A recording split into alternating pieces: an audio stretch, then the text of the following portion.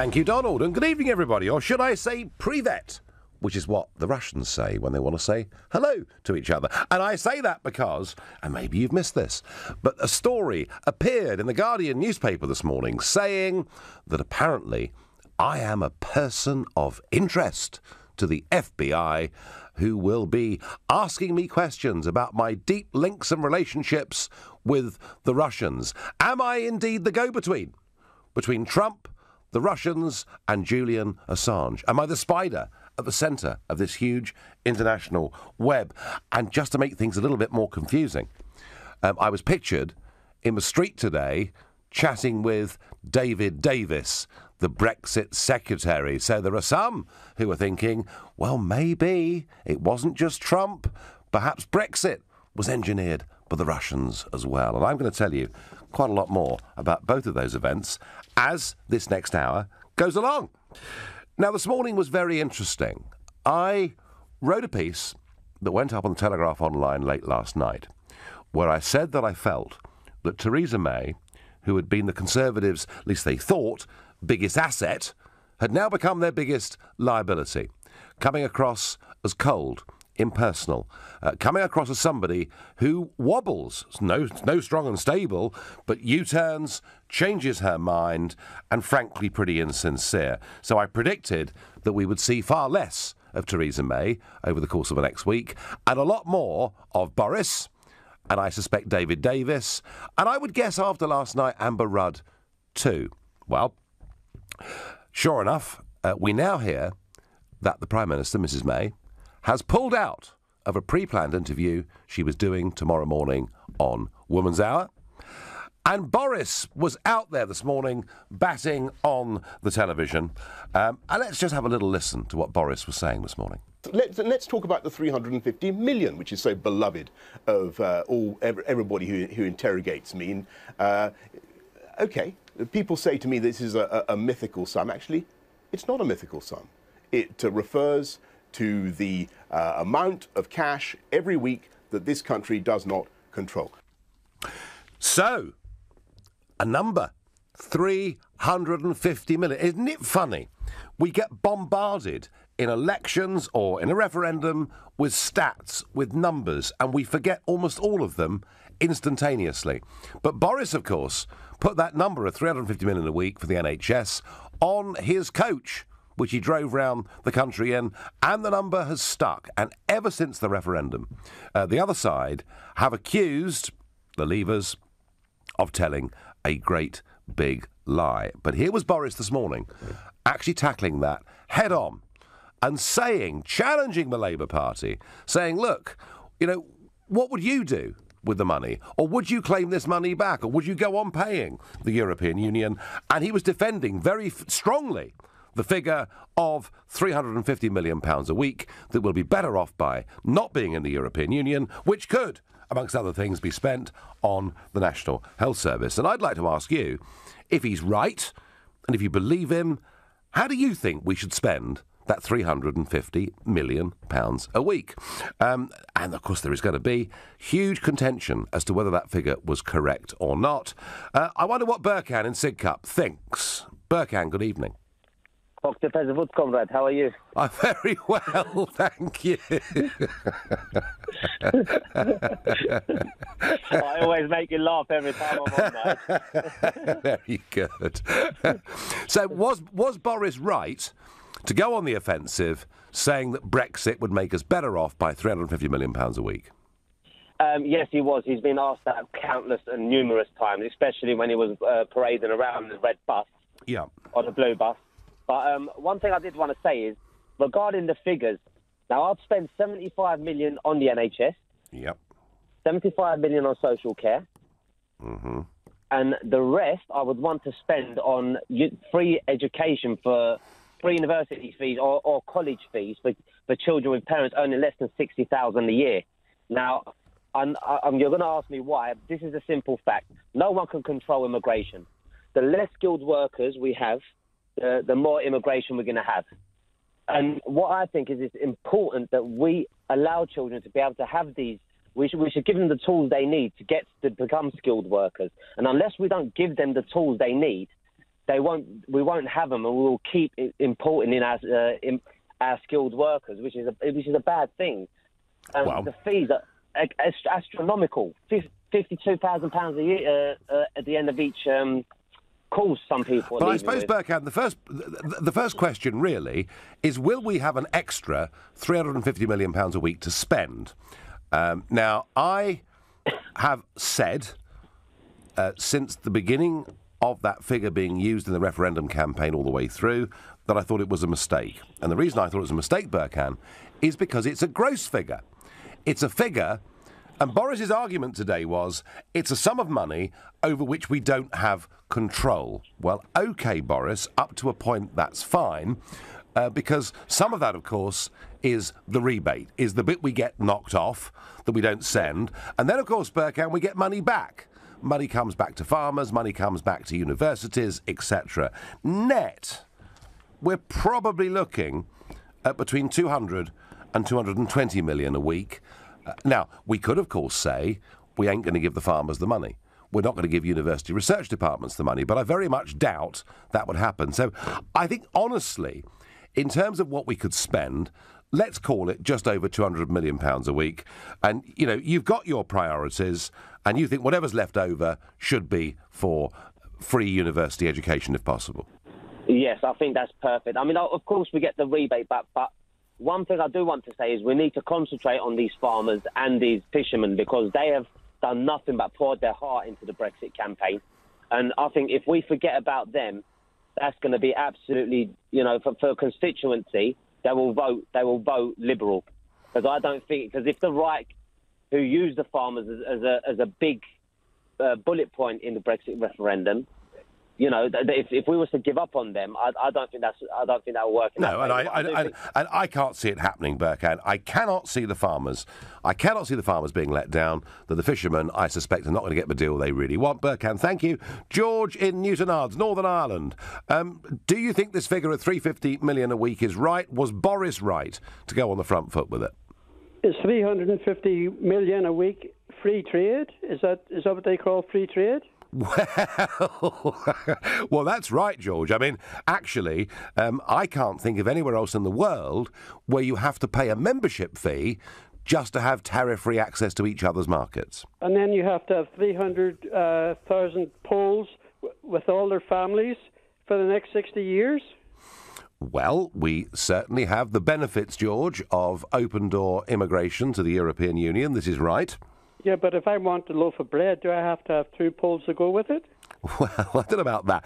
But, I mean, look, what you're saying is, actually, we should never have been paying this money in the first place, yeah? And did we sign up to that? Well, I think when we joined the club, we knew there'd be a membership fee, but it was considered in those days to be very, very small indeed. And, of course, what's happened is the project's grown, and it's let in poorer and poorer countries, and the bill for us keeps going up and up and up. And net, we are paying, and anybody wants to challenge me on this, they can, but I have done my homework. Net, we pay in £30 million a day. So, as I say, it's just over £200 million a week net. And I just think, George, that had Boris stuck £200 million a week on the side of his bus, that would still have been a big figure. A big enough figure to make people think, wow, think what we could do with that money. And it would have been a net figure, and it would have been unarguable. And despite his attempt to try and turn this around on the Labour Party today in the election, I just wish he hadn't used that figure in the first place. Well, that's a good point. But can you tell me also, Nigel, why is it all the callers that they call in, they refer to the hostility from Britain, but there's never a mention of the European hostility? Could you answer that? Well, I mean, no, not really, but there is a lot of hostility that comes in our direction. It comes from Mr Juncker and Monsieur Barnier, who's their chief negotiator, actually is rather more charming, but there's plenty of hostility. I mean, Verhofstadt, the leader of the Liberals and the European Parliament's chief negotiator, who's been quite a regular on LBC over the course of the last few months, I mean, some of his comments about Britain are absolutely vicious. So you're dead right, George. There's a load of hostility towards us. I I think we should probably never have joined in the first place. George, I thank you. Text and tweets, Nigel Farage, the spy who came in from the cold. Thank you, Jimmy. More of that in a moment. At Nigel Farage, Twitter. So, are Lady Gaga and Pamela Anderson also persons of interest too? That, of course, a reference to the fact they've been to meet Julian Assange. Yeah, but have they been to meet Trump as well, you see? Because there is a big conspiratorial web that was built up last year, at least that's what some think. Nigel, the 350 million, we could spend it on paper clips for all I care, as long as the EU don't get their hands on it, says Jan. Well, Boris's argument is they don't get their hands on all of it, but we've lost control of it effectively, because our rebate, of course, could change next year. Jeff in Redditch, what about this 350 million, and what should we spend our independence dividend on once we've left the EU? Could I just say two things before, Nigel? Congratulations on becoming the red under the bed. Thank you. And congratulations on your performance on Blind Date. Did you enjoy that? Oh, I thought it was hilarious. Anyway. Well, for those that don't know, Jeff, for those that don't know, I was asked to do a televised blind date, and I finished up with Boris's sister, Rachel Johnson, who is a Romaniac, and who has left the Conservative Party and joined the Lib Dems because she feels so strongly. But it's interesting, isn't it? You know, just because you disagree politically doesn't mean you can't get on as human beings. And she was great fun, Jeff, to be with. She really was. Well, you could tell that. You could tell that. Anyway, the 350 million, from my point of view, I accept what Boris says. I just think the Tory party have badly handled the 350 million, because I think if they'd have actually said the rebates that we're getting back already, they were going to carry on for the next 3 years, whilst they carried out a review, and all that would be left over was this amount of money, that would have killed the thing stone dead. And then the money that's got left over, one of our big problems has been with immigration, a number of people coming into the country, we haven't got enough money in the health service. You can't build social housing without putting some money into it in the first place. Education, we need to improve that. And care for the elderly, well, there ain't really much around. I mean, local authorities have closed nearly all their care. I mean, this is the argument, Jeff. The argument is that net, we're paying in about £10 billion a year. And you know what? You can build a lot of hospitals for that money. Jeff, I thank you. In a moment, I'll tell you about why David Davis was unfortunate enough to be photographed with me on the street. Right now, you're listening to The Nigel Farage Show, exclusively on LBC, and it's 7:15. Well, it was supposed to be Brexit Day, and Boris out there on the front foot, using the £350 million a week figure to say how much better off we'd be and challenging the Labour Party to match it. But there was another story that hit the news agendas today, and it was the fact that apparently I am going to be investigated by the FBI, because apparently I may well have been part of a grand Russian conspiracy. And that was to devalue Hillary Clinton, to put in place Donald Trump, and by the looks of it, they may well have been heavily involved with the Brexit campaign as well. I am a person of interest to the FBI. Well, I'll talk about that. But in the middle of all of this, I'm innocently coming back from lunch, and I get out of the car outside the office, and who, by complete fluke, is walking down the street but the Brexit Secretary, David Davis, who I know and like. I've known him for years. He was a good Brexit campaigner, and I'm pleased that he's got that job. So I chatted to him. He said, I'm not sure I should be photographed with you. I said, yeah, this so-called FBI inquiry. I said, it's bleep, rubbish. And then I realised there was a whole pack of photographers waiting for me outside the office, and the picture of David Davis and me in the street is out there, and people are speculating, is David also going to become a person of interest?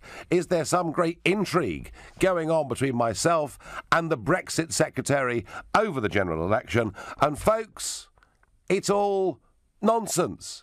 I literally bumped into him by complete fluke and accident in the street, and I'm really sorry if there are conspiracy theorists listening in that have been disappointed by that. And I'll tell you more about the FBI investigation in a moment. But I must get back to this £350 million a week that Boris was talking about so boldly across the broadcast media this morning. Is he right about the number? And if he is, how should we spend the money? Vince in Newport, South Wales, what would you do? Yeah, thanks very much, Nigel, and thank you for all that you do for us. I appreciate that. Thank you. And if the media in all sorts try to take you down the libel road, then make sure you take them to the cleaners, okay? Right.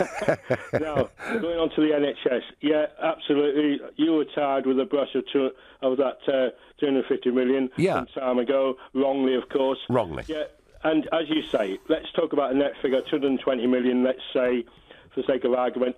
Yes, now 220 million a year equates to the current budget this year. A week. Sorry, 220 million a week. I apologise. Yeah, sorry, I get mixed up with the 18 billion and the 10 billion. That's all right. 220 million a week, right? It's roughly, that's a net for you. It's roughly 19% of the current NHS budget. Okay, per week. That's 234 million from the stats. So right, it's roughly 19-20%. That 220. Yep. Right, now that should be spent, as the people require, on essential services. I would like it to be spent on the NHS and social services. I'm going to say, and social care too, Vince, yeah? Yeah, absolutely. Yeah. Those two packages need attention, but like, if you don't mind me quickly saying, the more money you pour into some public service doesn't always solve the problem, as we know. So it has to be managed very carefully to go into the right parts of the services and not to fat back paychecks, wages to the hierarchy. You with me? No, I am. So, Vince, we go on trading with Europe on whatever terms we can agree, but we don't go on paying the fee, and the health service benefits all of us in this country. You're absolutely right. You know, we signed up to what you're saying, Nigel. Please. It sounds like a good deal, Vince, to you and me. Please, somebody out there, tell me I'm wrong, that it's a rotten deal. It sounds really good to me, Vince, and I thank you very much indeed for your call. Yeah, the idea that I somehow was the author of this £350 million a week figure is fake news. Brian in Sandhurst, how would you spend the money, and how much is there in your view? Oh, I haven't got a clue, to be perfectly honest with you. You get so many numbers banding about. Yeah. But yeah, on that, I would definitely improve the services on the National Health Service and healthcare, but moreover on education, but catching youngsters younger at school and bring back the practical skills that we seem to be lacking. They don't have woodwork classes, metalwork classes. They don't have anything like that anymore. You're talking, Brian, about trades and vocational training, aren't you? Absolutely right. Absolutely right. Which, for some reason in this country, we seem to look down our noses at, as if it's a sort of shaming thing that our youngsters should want to learn these things. Odd. Yeah. Well, I'm in the trade, and an awful lot of people who come to this country from Europe or wherever fill the gap because our young people are just not skilled enough or just not skilled at all. And I am, as an employer, employ trainees, and Nigel, you wouldn't believe the grief I have just trying to get them to hold a screwdriver. Right, because they've received nothing. Yeah. Everything seems to be IT based. Yeah, or what about ologies, Brian? Lots and lots of people who've got degrees in ologies. Yeah, everybody wants a degree in an ology of some sort or art, you know. But I do have another quick question for you, if I may. Yes. And the panic being that once we leave the EU, hopefully very soon, will be that they'll be slapping tariffs on the goods we export. Mm-hmm. Right? Now, they're banding around sort of 10% charge each country for the goods that we export to them. Well, and so if we were then to put a 10% tariff on everything we import, give our exporters their 10% back in a refund, would we not wind up with a big pot of money at the end of the day? Because we import a lot more than we export. If, Brian, trade continued totally unaffected by reciprocal tariffs, the Exchequer would finish up being better off. That is exactly true. But I think it's important when we look at this tariff argument not to forget the rest of the world. The EU is not about free trade. The EU is a protectionist club that has a common external tariff that it puts on the rest of the world. That's why if you buy a Japanese-made motor car, you're paying a 10% tariff. If you try and buy, lamb from New Zealand, you're paying a whopping great big tariff. And we could, Brian, outside of EU, bring tariffs down and make a lot of household goods in this country a damn sight cheaper. So no, absolutely. So there are lots of possibilities. But I'm talking specifically of goods that come from Europe. Yep. No, you're right. You're right. We import a huge amount more than we actually export. And if we paid back to our exporters the 10% tariff they would have to pay, obviously they'd be jumping up and down for joy because they wouldn't be losing anything at all. I think and we would make an awful lot of money out of the deal. Brian, possibly you're right. However, apart from motor cars, when it comes to goods, tariffs would on average be between 2 and 3%. In fact, so low on most goods that they would be lower than the movement in the currency and that risk that takes place every single month. But what you say is perfectly right and valid too. William, who's calling from Japan, Kyoto in Japan. Wow. William, good. What time of the day is it, William? It's about 3:30 in the morning. Right. Okay. I'm going to say, have you just come in from an evening out, or? No. I'm just in Japan, as it were. Just travelling, passing through. But no, thank you very much for having me on. It's a pleasure to speak to you. Well, tell us what you got to say.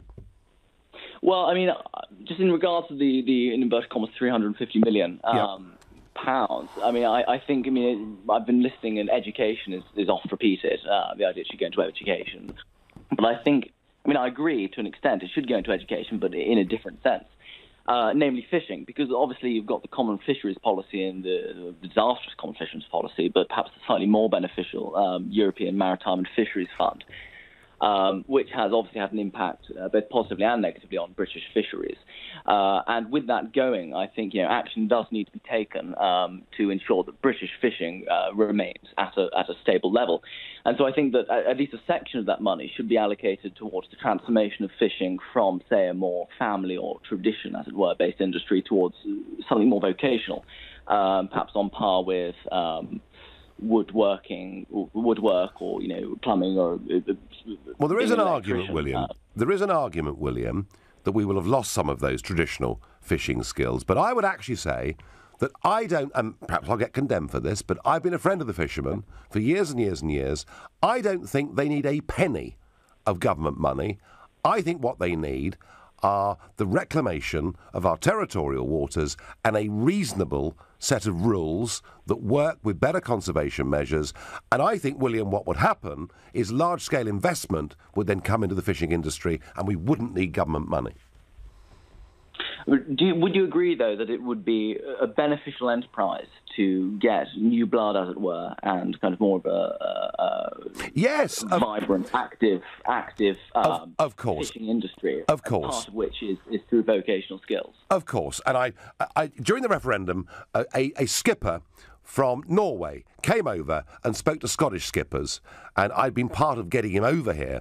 And he said to the Scots, he said, "Do you realise in Norway, every single week, a new boat is launched. Young people are coming into the industry." He said, "And I can tell you this, and as Scotsman, I know you'll be interested, we're making a lot of money." And I think that the incentives, William, would be there for young people to go into it. William, I thank you for your long-distance call. We're out of time, sadly. Do call again.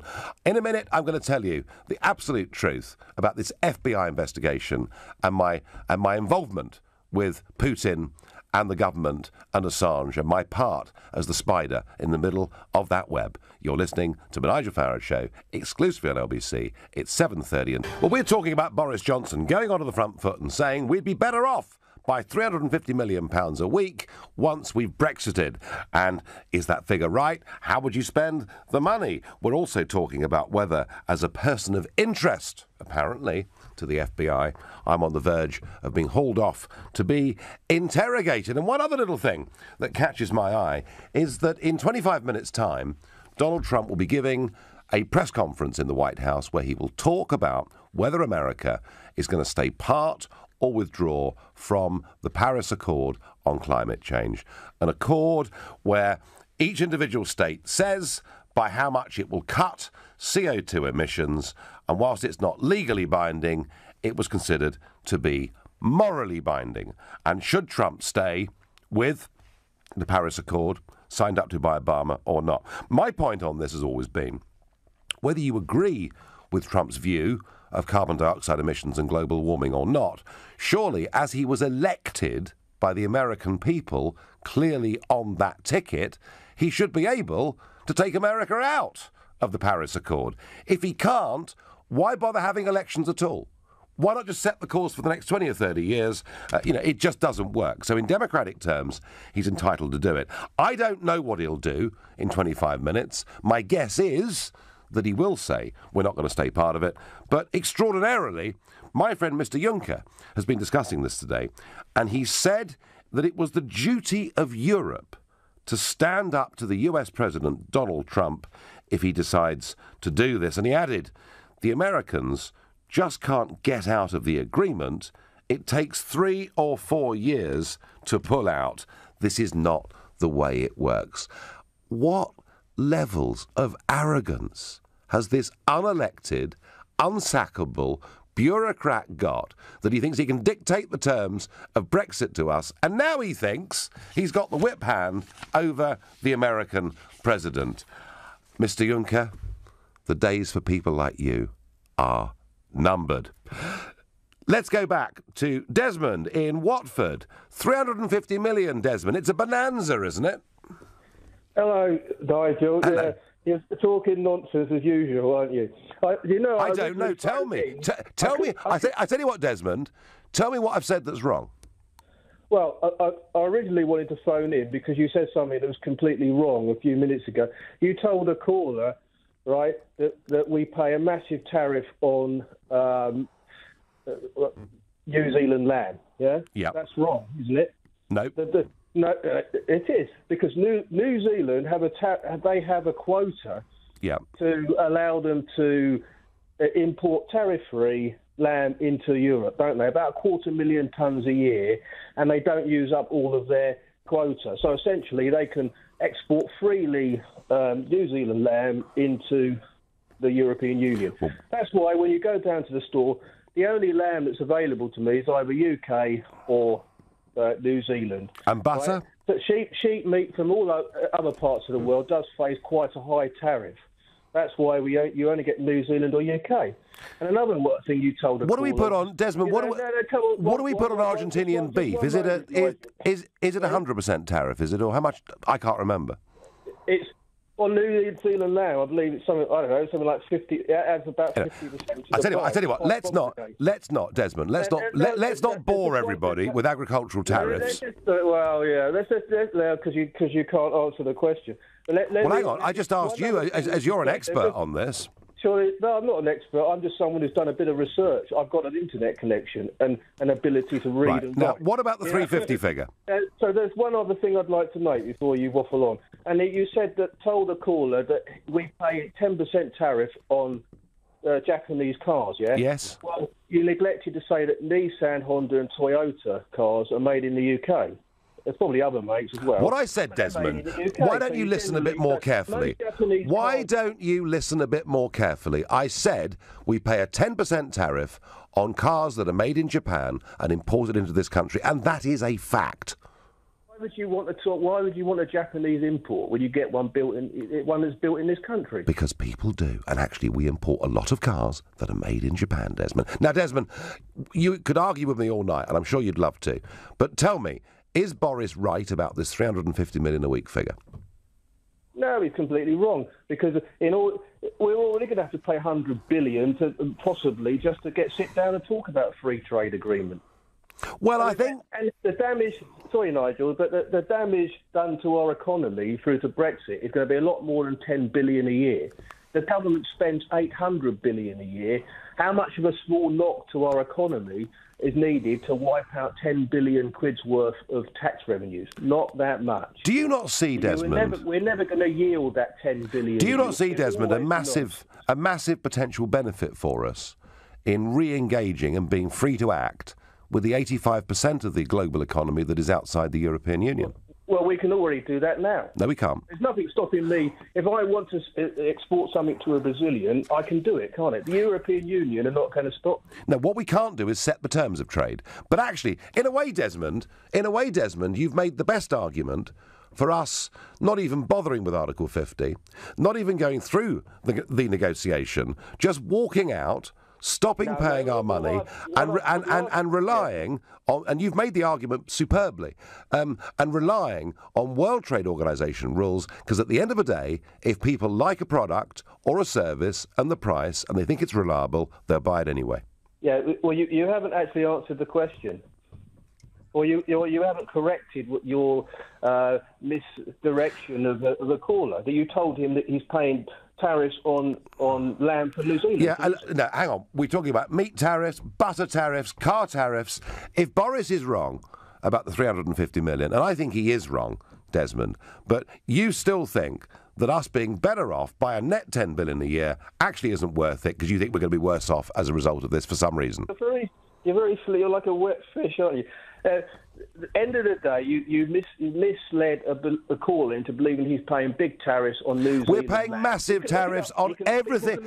Desmond, we're paying tariffs on everything we buy from across the whole of the world. It is called the Common External Tariff. That is how it works. And I think the argument that the EU's for free trade is deeply mistaken. It may be free trade within the European Union, but with the rest of the world it's not. Whether it's bras or shoes or whatever it is that we import, there is tariff added to virtually everything. Jonathan in Lancaster, 350 million a week. Do you believe the figure, and what should we do with it? Good evening, Nigel. Firstly, Good evening. I'm not confident about the accuracy of the figure. Yep. But referring to what you said earlier about the EU being a club, we saw that when the abuse that they gave you in the European Parliament upon leaving, when we voted Brexit. Yes. We saw that the abuse they gave you was phenomenal. And that was over this 350 million figure, wasn't it? Yeah. Yeah. I tell you what, Jonathan, stay with me, because I just want to play you actually what I said on this during the referendum itself. Absolute fact from the 2014 official yearly statistics, cross-checked with the EU. We pay £55 million a day as a contribution. Some of that, David, is the rebate, which doesn't go, but our gross contribution is 55 million a day. In rebates and money that comes back in terms of grants and agricultural support, £21 million a day gets knocked off that 55 million. I think maybe the easiest thing for us to do on the Brexit camp is just to talk about the net figure. And the net figure is £34 million every single day, £10 billion a year. And I say that is too much, and we should spend that money here in our own country on our own people. Okay. So, Jonathan, I said that on Question Time during the referendum. I couldn't have been clearer that we should be talking about the net figure, which is about £220 million a week. And yet, Jonathan, they pinned it on me. See, I think you hit the nail on the head there, Nigel, saying we should spend it in our own country. With that figure, we could invest in the NHS, but also in schools where, one caller said earlier, we have a vast sort of lack of skilled labour within this country. Yeah, well, it's interesting, Jonathan. Almost everybody that's called in, whether they agree with the higher figure or the lower figure, but nearly everybody that's called in feels that the health service and education are the absolute priorities. I find that really, really interesting. And, Jonathan, I thank you for your call. I really am going to tell you absolutely the truth about this FBI story. But for now, it's 7:45. Is it right and proper that I'm a person of interest to the FBI? Could I be hauled in very soon and interrogated for my Russian links? Well, I'll tell you about that in a moment. For now, we're discussing Boris's really big attempt to go onto the front foot over this figure of 350 million a week once we Brexit. I get on Twitter, the EU pays back millions of pounds to help the UK's agriculture and research fields. I think you shouldn't omit such crucial info. I did that at 7:10. I made it absolutely clear that we do get money back for agricultural support and particularly funding research in universities. And I've always suggested all the way through this we should continue to do that. Surely, doesn't it make sense? We spent £6 billion last year on agricultural support, but only £3 billion of it in this country. We'll still be £3 billion better off on agriculture alone. We should give £220 million to our local councils and ask them to build more houses. If we all live in peace, we will do good. The Brexit bus never promised £350 million for the NHS. It said, let's fund the NHS instead. People should remember this. says Chris. Chris, I think you're splitting hairs there, frankly. I think what people read was that's where the money was going to go. End of. I love this. Stephen says, I could clear my bar bill with all that money. Well, I agree with that. I'm going to ask Sarah in Milton Keynes how she feels about the £350 million a week figure and what her priorities would be for our money. Hello, how are you? I'm very well. First of all, the 350 million, I don't even know if that figure's correct. I mean, when the Brexit campaign was going on, I got it that that's what we were giving them rather than, but the wording's changed. I've not heard this, it's 350 that we don't control. I know. So for me, it's almost that we're sort of spending the money anyway. They're probably spending the money. But let's just say, for argument's sake, we have got some money left over, then I would put it into affordable housing. Yes. I'm in the construction industry in that I've sold building materials for over 25 years, or getting on for that now. And for me, building materials haven't really gone up that much. I mean, a bag of cement 15 years ago, not much different. And I don't know, honestly, how they can... I mean, obviously, I know you've got London and one thing or another, but I've lived and worked all over the UK. But it's just ridiculous. Sarah, you're in Milton Keynes. Yeah. I mean, what would you describe as an affordable home in the Milton Keynes area? Well, I've got a decent job. I've got a nice car, and I'm only going to be able to afford something around the 200 grand mark, which is a 2-bedroom flat. Yeah.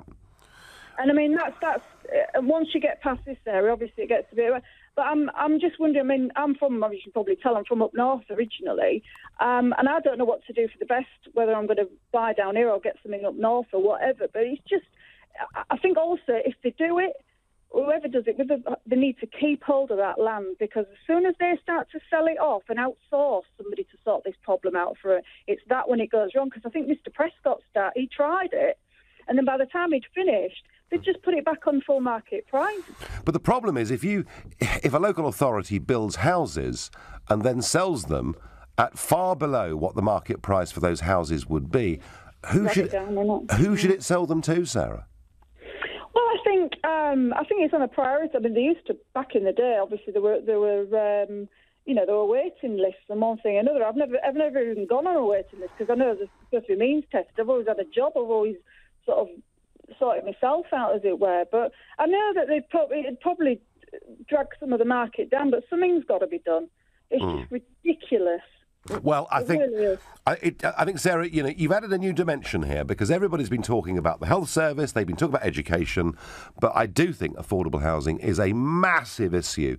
And for the under 40s, in many, many parts of the United Kingdom, for many of them, they really are generation rent, and their prospects actually of ever getting on the housing ladder have diminished. The problem is, Sarah, as I say, if you build public housing and you sell it way below market price, who comes at the top of that list? It's a hell of a difficult thing for the authorities to do, but I thank you for your suggestions. Concerned on Twitter says, Nigel, you haven't told people that UK fishermen sell 90% of their fish to the EU. Well, of course they do. They sell it into the Boulogne market, most of it. Why? It is the biggest, most reliable market in the whole of Europe, and we're only allowed to catch, by value, less than 20% of the fish that by right could be ours. In fact, most fish and chip shops, if you buy cod and chips at almost any fish and chip shop in this country, you'd be pretty certain that it wasn't cod caught in this country. It will have been imported from Iceland or from Norway. In fact, in the English Channel, Concerned on Twitter, our ratio, our percentage of cod that we can catch in the English Channel, 7%. And the French get 78. All right? So I think we can do a better deal on fisheries. Ard in Balham. Where would you spend the money, Ard? Hi, Nigel. How are you? I'm very well, thank you. Good. Yeah, so, I would probably go with a mainstream answer. Spend it, on the NHS, spend it on education. But on the whole, I think getting out of the European Union, it seems like we'd lose more than that 350 million. And the one question I wanted to ask, so I work in the financial sector. It just, and that seems to be a big part of the UK economy. It's one of our big exports. It just seems like the way it's set up, we export financial services specifically to Europe. It doesn't strike me as something we can actually export to the US or Australia or New Zealand or anything else. So do you see some sort of rebalancing with the financial services sector becoming less important? And is that a problem? No, I don't, Art, because actually the way that I look at this is the City of London, if you want to call it that. I mean, what I'm talking about, our financial services industry is a success not because it is the market for the UK, not because it is the market for Europe, but because it is a global market. In areas like foreign exchange and what have you, it is a genuine global leader. And I personally feel that a lot of the regulation that has come onto our equities industry, our insurance industry, actually has been driving business overseas. So I'm not concerned by this argument, although I do hear it from the big banks and the big institutions. What part of financial services do you work in? I work in investment banking, but I know, I mean, I get it. It is one of those things. It's almost taboo to talk about it or ever seem to take the side of people working at banks, and I get that. But say we're out of the single market. I mean, do you think we can access Europe in the same way? Because you have this passporting service. I don't know the details. I think it's quite complex. Again, and as I said to a previous caller on tariffs and agricultural products and things, we can get a bit too technical here. But in simple terms, you don't need a single market passport to trade. You need equivalence in terms of your regulatory regime, and we would most certainly more than qualify for that. I think there has been some tremendous scaremongering, Ard, on this, as there has been on much else. But really, I wouldn't be desperately concerned. The rest of the world in financial services is growing very, very quickly. That's where the big opportunities will be. Ard, I thank you. So, it was late morning this morning, and suddenly, up online on The Guardian, we get this story that I am now a person of interest and to the FBI, and the sort of web that's been created is that I know Trump well, and I have visited Trump many times, and I know personally some of, and have known for some time, some of his support team and some of his strongest allies. And I also once met Julian Assange. Therefore, effectively, I must be the bag carrier. I must be the go-between between the Russians, Trump and Assange. Why is all this happening? Well, it's happening because, frankly, there are large sections of the liberal elite that simply can't get over Brexit and Trump of last year. They can't believe people would do this. So there must have been some grand conspiracy, and the Russians fit the bill. Well, let me tell you this. I've never been to Russia. I've never done business in Russia. I've never had a bank account with the Russians. I've appeared, I think, 3 times on Russia Today in the last 18 months. I've been on Al Jazeera more than I've been on Russia Today, and I'm hardly supporting jihadis or anything crazy like that. And as far as Julian Assange is concerned, I went there because LBC, maybe they're the ones that should be investigated. LBC organised a meeting between me and Assange on the basis that I might do an interview.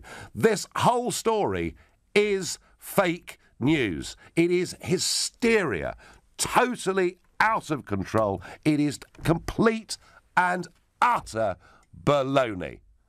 I hope that's clear.